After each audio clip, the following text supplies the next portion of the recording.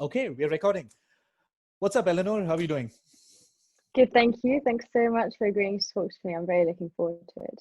No, I absolutely like I mentioned. I came across. I heard about your startup while we were in IE, and Hmm. I found it fascinating. I knew you guys had a few focus groups, and I couldn't take part in it, unfortunately, because of everything that was going on. But yeah, I thought this was it's a fascinating area, uh, fascinating problem that you're tackling. I thought we'd get into that. But first, before we do that, I'd love it if you'd give us a little introduction of yourself. What you've done, where you're coming from, and so that the five people who are going to listen to this, who are waiting for me to drop my podcast, will know. You knew who I am. Okay, absolutely. So my name is Eleanor Manley. I studied big data at IE University, like yourself. Before that, I studied international relations, and I'd always been fascinated about the role that organizations and governments play in elevating problems. And from that point forward, I realized that I was really lacking technical skills. So that's why I decided to do the master's in big data and business analytics. In terms of who I am personally, well, I'm English, but I grew up in France. And then I'm currently based in Italy to try to get the startup off the ground with my fantastic co-founder, who is Helena Artigan. Oh, awesome! So, just out of curiosity, because we both did the big data program, I wanted to Mm-hmm. get your quick thoughts on how you thought the program went, and what was your Yeah. how's So that experience? for me, it was very surreal because I despise maths like with a passion, and that's kind of the reason that I did it was because I thought I have to tackle this fear head on. So I enjoyed it in the extent where I thought it was so different to anything that I'd ever done before, and it introduced me to programming and data analytics, which are all skills that I'm integrating within Metta Space, my startup at the moment. So I'm very, very grateful, and I'm very happy to have done the program. On the other hand, obviously, I would have wished to have done it a bit longer in person because I adored the majority of people that we were with, and I thought that they just gave me so many more insights during the team projects. On a negative though, obviously we started Metaspace due to the poor handling of a sexual harassment case within the university. And what we're trying to do at Metaspace is to create a systematic approach to handling sexual harassment cases through proper reporting, prevention, and support. And that obviously did stem from our experience at IU University. Absolutely. And just to quickly touch upon your undergrad itself, you did it in Yeah. international relationships, right? And sorry, Mm-hmm. yeah. So yeah, how do you think that factors into what you're trying to achieve now? Your Yeah. experience there, or Po- the things that you've you know distilled from that? Politics is definitely my first love. It's my absolute passion. I'm obsessively currently watching all the debates in the US, and obviously for my own country is always keeping up to date with the UK and France. But what I really realized during my international relations studies was that governments and international organizations were still limited to what they could do. And that's why I really believe that profitable businesses can create such a positive impact through for-profit social enterprises. So from all of my education and trying to tackle the problem of sexual harassment itself, this is what we're trying to integrate within Metaspace. So not only is it a profitable company, so we're really pushing to go towards the market, but it's socially impactful as well. Absolutely. And on a side note, since you mentioned that you've been watching the debate, my God, was yesterday quite a show? Huh? Yes, it's this is why we need more women in politics. I'll just Yeah, stand by that statement. it's just I actually stayed up because it was 3 a.m. over here to watch Hmm. the debate, and I just couldn't believe this. This is where we're at, and I but yeah, know it's that's it's quite sad. it was extremely I don't know, it was just surreal. Like I couldn't believe this is what politics has boiled down to. Yeah. But yes, coming to your startup itself, you've already mentioned what you guys do, but I'd love it if you just give us like a give us like a quick overview of your startup, what you guys are, what's your primary mission that's driving you guys? So we're a B2B platform to report, prevent, and support those affected by sexual harassment. In essence, what we want to enable employees to do is to report the sexual harassment cases through our application that they'll have on their personal device. And obviously you can check out all of our social media and websites for more information about that. And so that's on the employee side. And we also want to provide support through psychologists, because sometimes reporting isn't enough. It's all kind of part of the process of understanding when a boundary has been infringed upon, and how you can work towards perhaps even not needing to create an official report, but enable you and empower you to have a conversation with a person who is sexually harassing you. And then on an organizational level, we also want it to be preventative, so to really nip sexual harassment in the bud, because from our research and the research that we've read from Deloitte and this French company called IFOP, they show that sexual harassment tends to escalate. So if you're able to address it in its first instant, then really that's kind of the best scenario, and it doesn't have to go through the whole reporting. So our goal is to allow employers to see where sexual harassment is a problem, and to kind of create preventative measures to stop it from occurring in the first place. Right. So, the next question that I had is actually pretty obvious. I mean, it's fairly straightforward way to look at it. Like, I was going to ask you what your motivation was for doing that, but that's easily answered from your mission itself. But maybe more specifically, what what made you decide that a B2B platform and an app-based approach would be would a good alternate to what is out there right now? And what is out there right now? If you could just touch upon what is the current method of addressing that's these a great that's a really great question. So firstly, I'm just like to highlight that because this is such an important issue, I really believe in collective action. So the companies that on the market are seen as our competitors, for us, are also the ones that have paved the way. So really they're so important to our development as well. So you have a company in the UK called Volt, which is purely anonymous reporting through an application. And then you have, but this is harassment at large. You also have a company called #NotMe, which aims to prevent all workplace harassment, be it sexual or racial or other.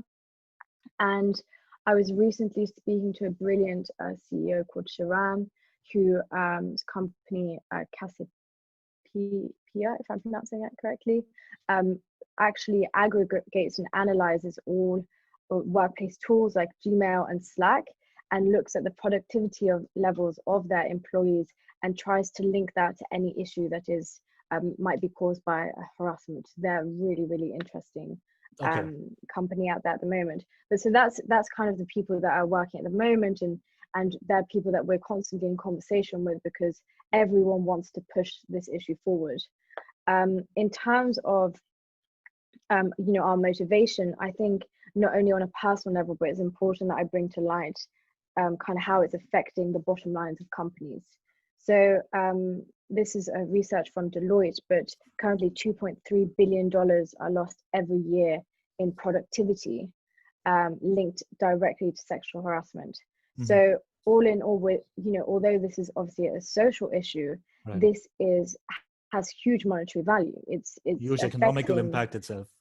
Exactly, and that's something that's not seen because it's a hidden cost, because companies aren't collecting data on it. And if we look at why that the productivity is going down, this is linked to a loss in managerial time, a huge increase in absenteeism, and just an overall loss of concentration by an employee who's experiencing sexual harassment. So we also want to enable companies to actually start collecting data, and you're going to know very well how important that is for actionable results. So so the one thing that struck me about your platform itself is the fact that you want to remove the human element from the whole reporting aspect itself, right? You want to give them a platform where they can report an incident like this within their organization. Now, in my head, it makes sense to some degree to do that, because you remove away the stigma attached with it, and you wanna give the person anonymity when it comes to reporting, an incident like this. But it also concerns me in a way, because I'm because I'm a firm, okay, this is me, because I'm a firm believer that having a human touch or a human interaction would provide maybe emotional support in a manner that might actually help and make them feel more heard. Do you find that there's that distinction, or do you think there's a way to marry both of that?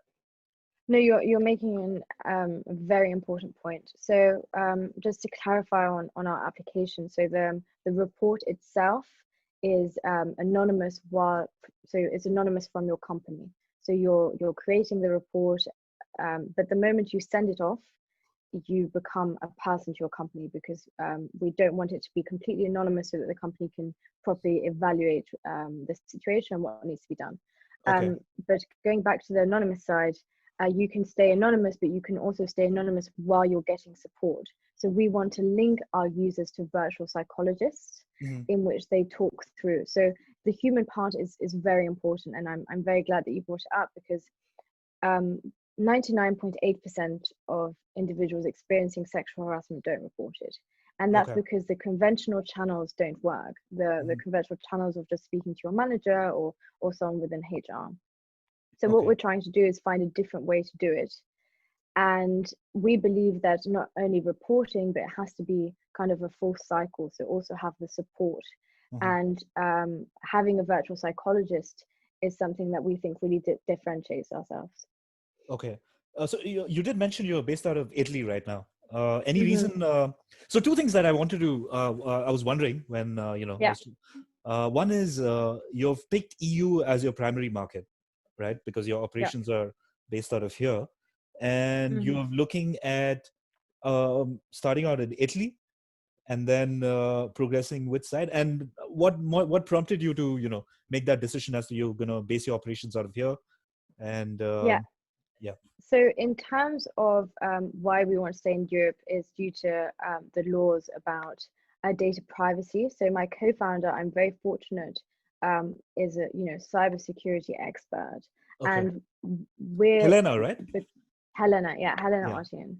Look her up. So she's absolutely fantastic, and because the data that we're dealing with is so sensitive, it's very important, and we want to be in compliance with all the European regulations. So that's why we want to stay in Europe. Currently, the only reason that we're in Italy is because we're a very bootstrapping team, and we're taking a lean approach. So instead of a startup garage, I'm currently in an attic in Italy in Helena's family's house. So we're just funneling all the money that we're getting into the product itself. Hey, that's how all the startups start. Huh? It's exactly. Google started in a garage, so Yeah, exactly. So we decided that an attic was the way forward. Attic was the way forward. Garage is too mainstream now. Exactly. We were like, oh, whatever, Google. So yeah, that's why we're currently in Italy. But because of the scalability of our product, in the sense where we really want to change the mentality around how sexual harassment is discussed, because at the end of the day, companies want to say that they have no sexual harassment within the company. Right. We want to change that phrase from they have none to they have some, or they might have some, but they deal with it in a way that is effective and is for the employee. Because unfortunately, and I say this with a pain in my heart, unfortunately, every company after the size of about 30 employees on average will experience a case of sexual harassment. I mean, so it's even less, because this is the kind of the number that are given by studies by Deloitte and others. But you're absolutely right. It can be any size. It just tends to be from 30 plus employees. It tends to be at least one sexual harassment case. So it's not about whether it's happening. It's about when it's happening now and how to deal with it. So Mhm. that's really what we're going to change the conversation around, is actually, okay, you have a problem, so let's deal with it together. Okay. Before we proceed, I think it would be I think it's first of all essential, most fundamental thing I think we should do before we continue talking is define sexual harassment Yeah, itself. So yeah. yeah, if you could just give us a comprehensive idea of what encompasses sexual harassment. Yeah, so we have our own definition at Metta Space, and we Mhm. define it as any act perceived as having sexual intent that makes an individual uncomfortable. Okay. The reason that we chose this is because we looked at the majority of legal definitions that there were in Europe, and realized that they were either too complex or too short in actually kind of defining what is sexual harassment. So at the end of the day, harassment is also about the perception.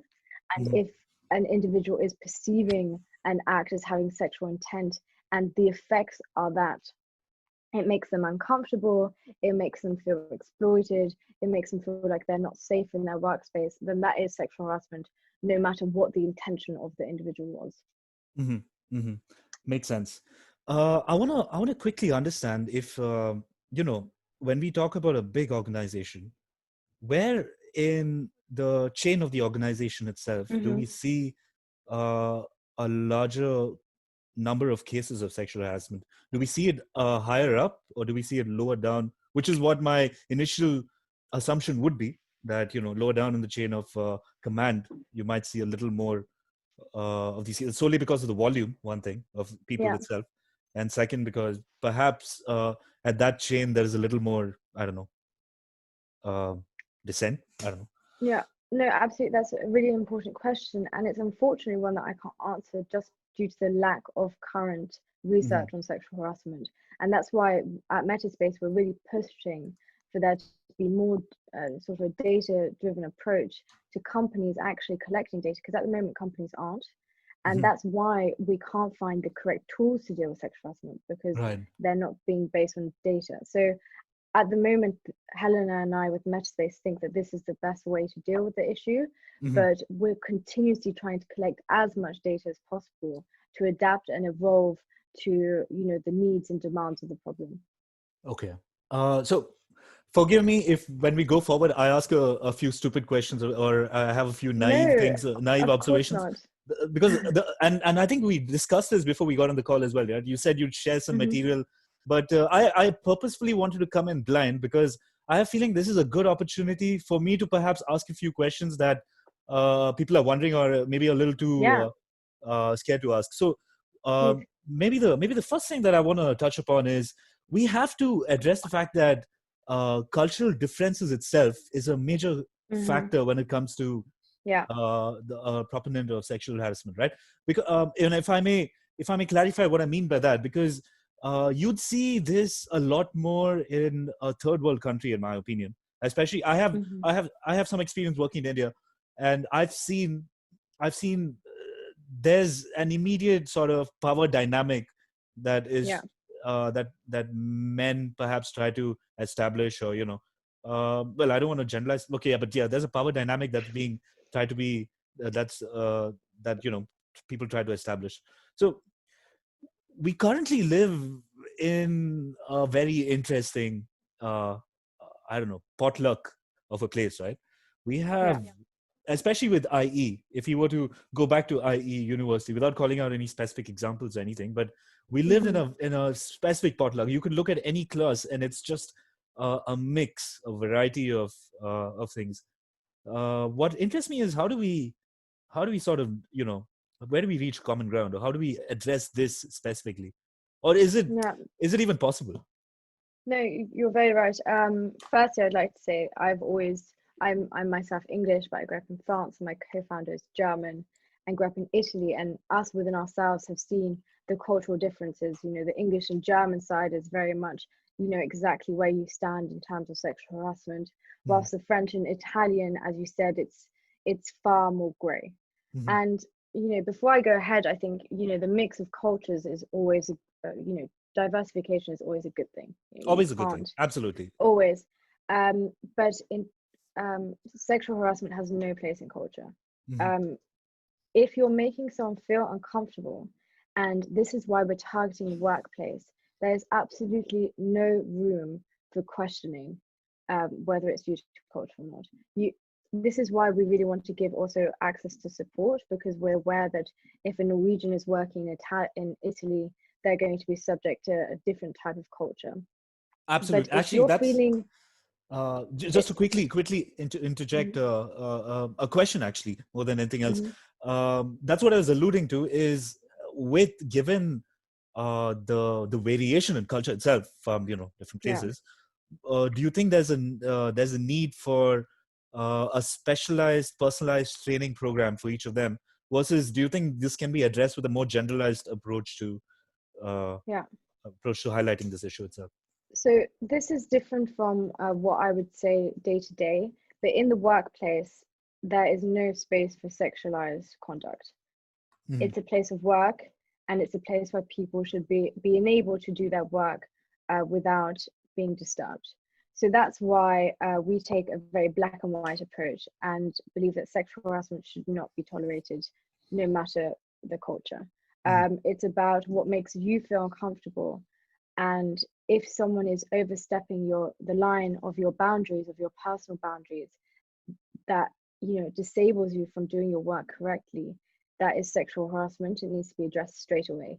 Mhm. So we don't believe, and this is something in Metta Space, we want it to be a sexual harassment free workplace, and we don't necessarily want every single case of sexual harassment to go to extent of a official report. As I mentioned earlier, I think it's also about empowering the individual, and in the majority of cases the women who experience sexual harassment, because it occurs more frequently to women, to Mhm. be able to also have the conversation themselves and the support that they need to say, yes, this is sexual harassment, what I'm experiencing. Mhm. I want to have a conversation to stop it from occurring. Mhm. Um, so although I understand why the question of culture is one that is hugely important, I think in a place of work, it's very black and white, and there should be no space for sexualized conduct in it. That makes sense. That makes sense. But this brings up, I think, what is probably the most um the complex question to solve, Mm-hmm. which is what I was thinking about when I was thinking about our call and thinking about our discussion Yeah, itself, is how do we define if it was actually harassment or not, and what are the degrees of uh, sexual harassment itself? Like, yeah, and maybe I can add a little more context to that. Is what if you have an issue uh, which was technically not an issue of sexual harassment being reported as one? What is invariably being done is essentially tarnished a person's reputation, right?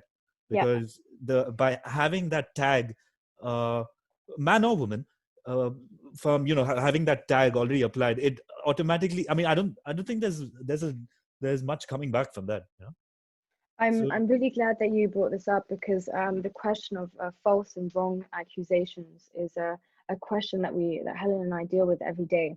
mhm. And I'd just like to kind of bring up some statistics, because as we both know, we're both data-driven individuals. So Yeah, we let's have to keep it make to the use of that facts. degree, right? Yeah, exactly. Let's keep it to the facts. A case of sexual harassment is more likely, it's more likely to result in a resignation than to a report. Okay. And there are currently no numbers on whether false accusations in sexual harassment exist. And again, I say this because there's not enough research done on it. Okay.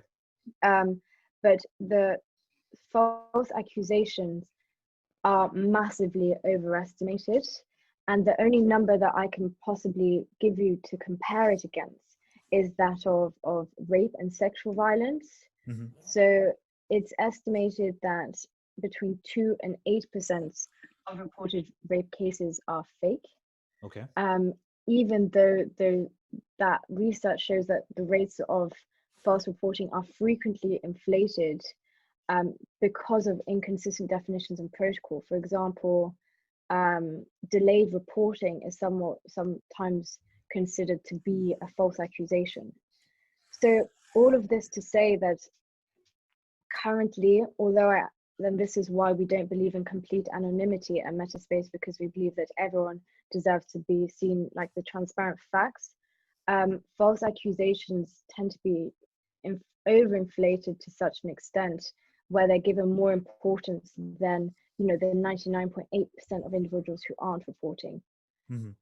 So that's something that we're really trying to change the mentality around, that you know, let's stop talking about fake accusations and continuously referring back to the reputation of an individual, because the likelihood of a false accusation actually coming to light and the likelihood of an individual's reputation being tarnished is so low. I mean, we're talking about less than 2%, and if we were to take a, you know, data-driven decision, you wouldn't base that on a 2% rate. So what we're trying to push at Metta Space is, you know, the facts that accusations are you know, 99.9% of the time, or around that number, going to be true, and those are the, and we should, you know, take those reports seriously and not continuously consider them to be, you know, false. So, I mean, as a thought experiment, if we were to, you know, what would be the, how could we come up with a methodology to sort of, you know, decide if a case is a false accusation or not? What would be the steps that we'd have to take to sort of to establish whether there was a case there or not? So firstly, and this is what we're trying to enable with Metta Space and the reporting side of it, is that you have a timestamped report. So you have the who, the what, the where, and the when that are timestamped from when the employee experienced it. So data collection, essentially. You're trying to get as much information. Okay. Exactly. Because currently it's usually done by face-to-face interviews with employees, in which they're asked again and again what happened. And obviously that's not only particularly effective, but it also has a massive burden on the mental health of the individual who has just been through quite a traumatic event, or series of events.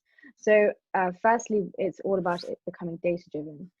Secondly, our belief at Metta Space is that we want to create, and this is what we're currently trying to create, is a step-by-step process for the employer to follow. I'm not going to go into depth with it now because it's something that we're still creating. Okay. But at the end of the day, it's still the decision of the company to what they and how they decide whether something is true or not. But at the moment, what we want to push is data and as much information as we can with a timestamp to the employer. Okay. So at this point, though, the accountability is not something that you can probably push onto the company, right? I mean, there can be some... You're right. We want to, in the long run, to become not just a reporting platform, but become like a white label platform in which companies become Metta Space certified, so that they're, you know, sexual harassment free workplaces. Okay. But for the time being, we're just concentrating with our MVP on the reporting aspect of it and testing the basic assumption that if people have a better tool, they're more likely to report. Right. Now, the next, I think, most important thing that I think we should talk about is, once a case of sexual harassment is proven, you have a guilty party, and how do you deal with this individual now?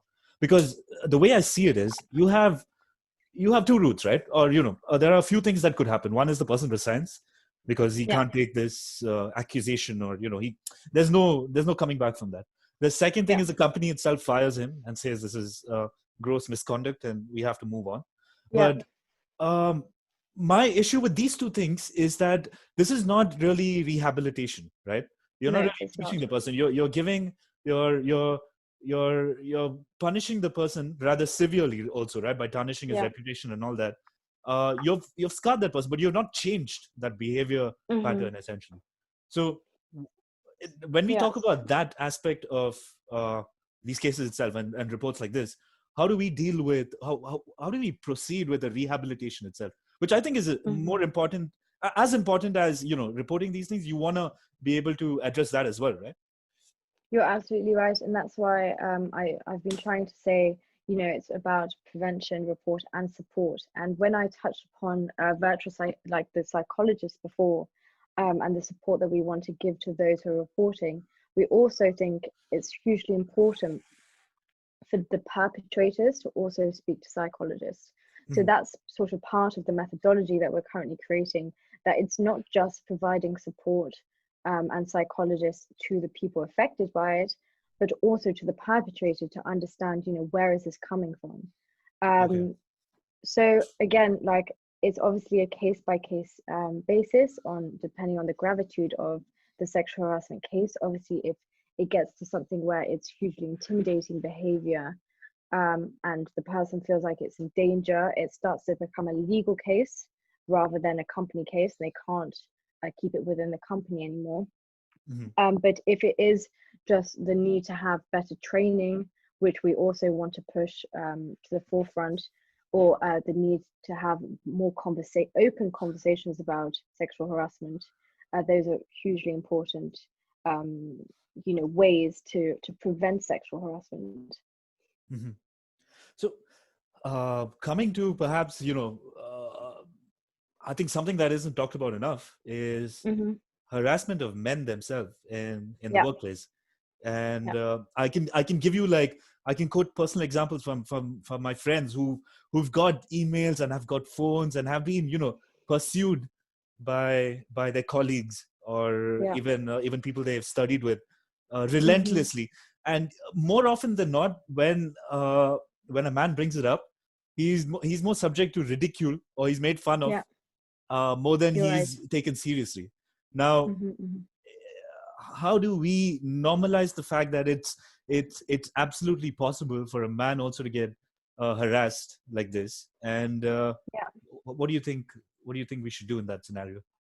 So the official number is that 16% of all men experience sexual harassment in the workplace, which is obviously a huge number. It's less than women, but it's still an important number. And again, you're right in the sense where sexual harassment is treated differently for men, especially as sexual harassment for men can also include like men harassing other men, in terms of making them feel like emasculated. So for example, saying to them that they're not manly enough.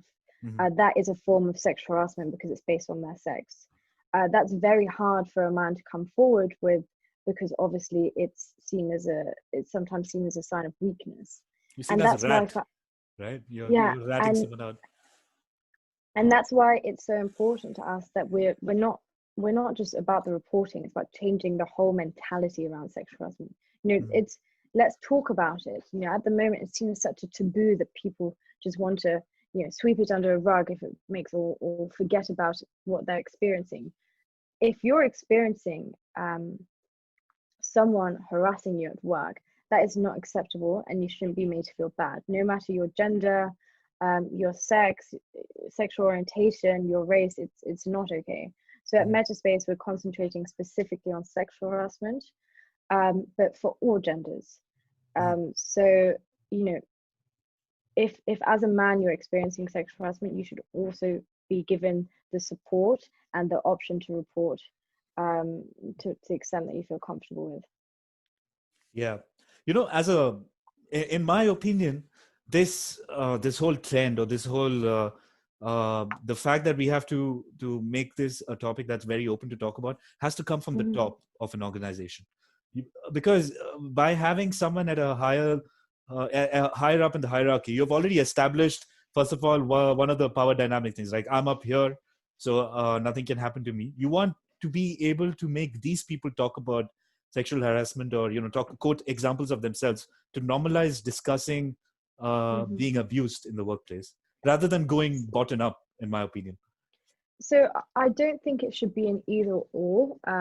At Metta Space, we're currently taking both initiatives. So one, like, we're doing a massive social media push where we're trying to just get our name out there, and stats and facts about sexual harassment, Mm-hmm. so that employees can also feel empowered to go to their employer and say, listen, like, let's start the conversation. Like, what can you do to prevent this from happening?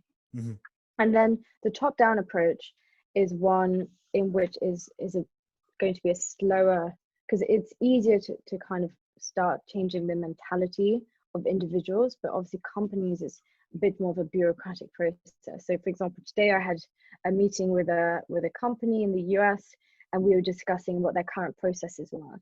And there's kind of two broad lines about the current processes. You have these employee surveys where they check, you know, the current happiness of employees, which tend to address like harassment at large, but not sexual harassment specifically. So Mm-hmm. those the first easy step that companies can do is include the definition of sexual harassment within these surveys and ask the question after defining it, you know, what would you do if you saw one of your colleagues experiencing this type of sexual harassment, so Right. that you're then getting the conversation going about what we can do collectively. And as well, it's less direct than, you know, you yourself experiencing it. Mm-hmm. So that's really the first step that companies can take, is just the basic surveys, and as we've been talking about throughout, kind of data collection about understanding the pain points of if people even understand what sexual harassment is within companies, because many people don't. And then from that point forward is improving training, and as well the channels in which it can be reported. And that's where at Metta Space we really want to come in and fill that current gap, because there really appears to lack you know, a solid channel and good training for companies to use to prevent sexual harassment, as well as ensure that when it is reported, that it's dealt with properly. Yeah. You know, the more I think about it, I think fundamentally one of the key issues that you will eventually have to address is the gender ratio itself Yep. in a workplace, right? Because that's what's happening right now. Wherever you have a majority and a minority, the majority inevitably ends up, you know, suppressing or abusing the minority in Yeah. some form or the other. So, Mm-hmm. do you see yourself tackling that going forward, or It's what? definitely like gender equality is something that we're always keeping in mind throughout the Metta Space process. Mhm. And we think that eradicating sexual harassment from the workplace is one step in that right direction. Nonetheless, like we definitely don't want to kind of spread ourselves too thin, and that's why we're just concentrating on preventing and supporting those affected by sexual harassment, rather than, you know, kind of tackling the big issue of gender equality at large within companies. Makes sense. You know, I've been thinking it might make sense for this awareness training to come in at a school level, right? Yep, you're very you've hit the nail on the head there. Absolutely, we Because need this as early on as possible. the way I'm seeing it is what's happening right now. You're treating the symptoms, but Yeah, you're not treating the disease itself. exactly. No, you're completely right. It's all part of, you know, the same problem. We need to educate men and women to also be aware of what sexual harassment is. I can already see my younger family members that they seem to be already more prone to talk about racism than I did. You know, when I was 8 years old, I had no idea what that really entailed. Yeah, So I can none definitely, of us did. yeah, I can definitely see that. Well, this is in the UK, that, you know, that they seem to be educating people more and more, but sexual harassment isn't something they've touched upon yet. And Mhm. again, this is what we're trying to do, and that's why you're right in terms that's a very top-down approach.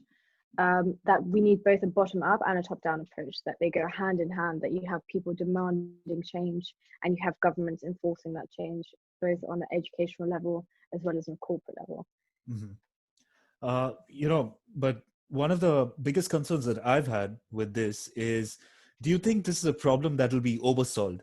And let me explain what I Mm-hmm. mean by that. By do you think it will eventually reach? I mean, you know, because of and don't get me wrong, I absolutely believe there needs to be policy and strict rules Yeah. set against harassment in the workplace or anywhere in general.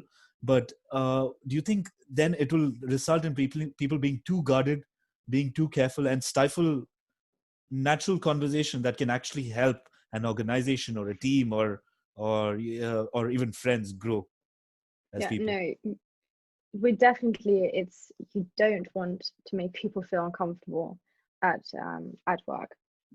And the reason, in essence, that we're doing Metta Space is because you have a lot of people who do currently feel uncomfortable and feel unable to participate in those natural discussions because they're being sexually harassed.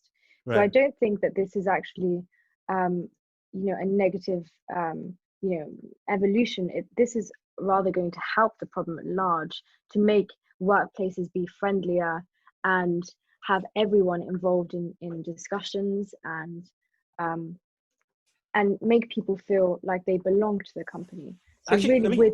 that's what we're trying to solve. I get what you're saying. I just want to clarify what I meant, and maybe Mm-hmm. I'll give you an example. Yeah. Imagine you have a scenario where you have a team lead and a team member, and the team member has, really maybe messed up a report pretty badly. Now, obviously, there needs to be accountability. You need to call out this person, and perhaps, and definitely not in an aggressive manner. You don't have to go shout, and embarrass the person, but you want to still have the ability to do that without having to worry about whether this will be perceived as me picking on this person constantly. Mm-hmm. uh, Yeah. it's a very gray area in my opinion, right? Because and the reason I'm asking this is because not everyone has the required, say, people skills or required sensitivity when it comes to dealing with it. Some people don't have a complete handle on their emotions. They tend to get upset or tend to be a little harsh with their words. Now, while that's not right, but that Mm-hmm. should not be misinterpreted as harassment itself. That's more of a people skill issue, or Yeah. I you mean, know, so you see where I'm firstly, coming from? obviously, yeah, I absolutely understand. Firstly, obviously, sexual harassment has to have sexual intent. So there should be, some form um, within that. So it's unlikely that if someone is being reprimanded because of a poor decision at work, that it classifies as sexual harassment necessarily. Right. Secondly, the reason why we don't believe in complete anonymity is because we also want the company to trust the report so that when a report is submitted, you know who's submitting it. Yeah, absolutely. It's And not actually, hiding behind a barrier. that's because And if that didn't exist, if you had mhm, complete anonymity, what would happen? In my opinion, what would happen is then you'd see an increase in the number of false accusations, because then it's easy, well, right? I mean, so I mean, I've got to say though, and we touched upon this briefly, I can't kind of stress enough how false accusations are overestimated and okay, how today we just don't have that there literally does not exist enough data to prove that claim. And it seems to be a claim that people repeat. And I know that obviously from you, it's not ill-intentioned in any way or form, but I think it's so important that we always start off this conversation with believing uh, that people aren't going to increase reporting because they have a place to report it. That's that's not been proven, and we've never seen it. You've got places on the market, like I said earlier. Volt are very big in the UK, and they do anonymous reporting, and I think they can tell you that they haven't seen an increase in false accusations. it's interesting you bring that up because that's what I mean. Whenever this topic comes up, that's one of the first things that people say, right? Yeah, Yeah. but how many of those cases were false? How many of them were Yeah, reported there's wrong? literally no data to back that up. It Mhm, does not mhm. exist, and the But data that we have again, to play is devil's advocate, it can't be yeah, ruled out because we don't have the data, so we don't know completely yet if yeah, there's a higher chance of that or not. It could go yeah, either way, essentially. yeah. But if we and you're right in that assumption, but if we look at things that could be comparable to it, so for example, sexual assault, and rape, the false accusations are still so low. We're talking about 2%, and that's said to be inflated. Okay. The false accusations. And again, I'm very glad that you bring it up because it is a point that everyone brings up, and it's so important. And this is part of what we're trying to do is change the conversation. Is that and I repeat the statistic again, people are more likely to leave their job than to report. Right. You Right.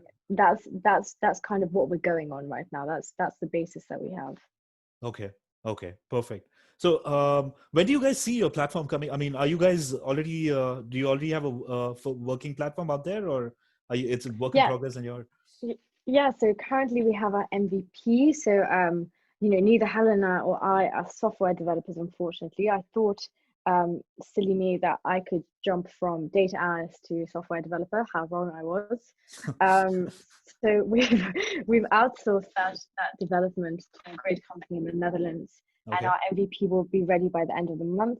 But in Okay. the meantime, we already want to start collecting reports, because obviously sexual harassment waits for no one, and people are experiencing it right now as we speak.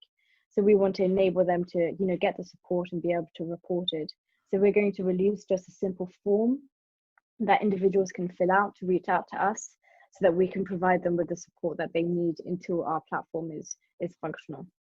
Okay. And any clients that you have coming up that you want to call out, or you can talk about right now, or? Unfortunately, no, I can't talk about that. We've got lots of meetings with potential clients lined up. But what I can say is we're really excited that we'll be starting an accelerator program soon. Okay. Awesome. And Congratulations. thank you. Yeah, we're very, very excited about that, so that we can start raising our first round of funding, and be able to pay for a more advanced platform for individuals to use. Mm-hmm. And finally, to tie up this conversation, we've talked about harassment at workplace. We've talked about your awesome platform that's Mm-hmm. looking to tackle this.